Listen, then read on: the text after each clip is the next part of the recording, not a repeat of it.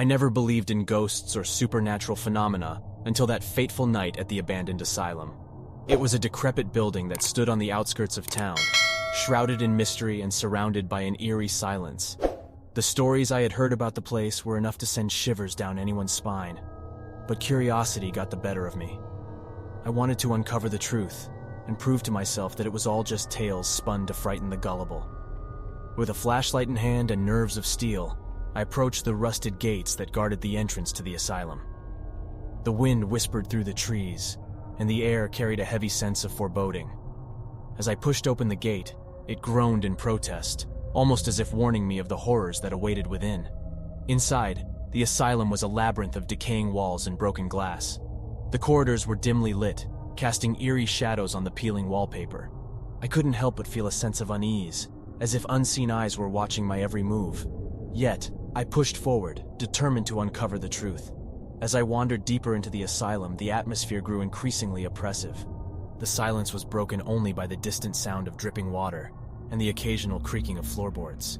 Each step echoed through the empty halls, amplifying the weight of my fear. It was then that I heard it, a faint whisper, barely audible at first. I strained my ears, trying to make out the words, but they were elusive, like ghosts drifting through the air. The whisper seemed to come from all directions, swirling around me, sending shivers down my spine. Driven by a mix of curiosity and dread, I followed the voice, hoping it would lead me to the heart of the asylum.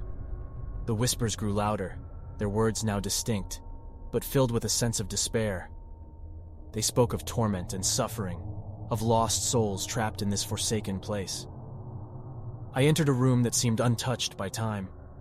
It was a small chamber with a single bed, covered in tattered sheets. The walls were adorned with faded drawings, depicting twisted faces and grotesque figures. The whispers seemed to emanate from the very walls themselves, their presence suffocating. Suddenly, a chilling gust of wind swept through the room, extinguishing my flashlight. I was plunged into darkness, my heart racing. Panic threatened to overwhelm me as I fumbled for a way out.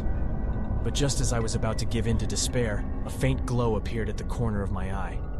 I turned my head, and there, standing in the doorway, was a figure bathed in an otherworldly light. It was a woman, her features ethereal and yet filled with anguish. Her eyes held a profound sadness, and her spectral form seemed to flicker in and out of existence. "Who are you?"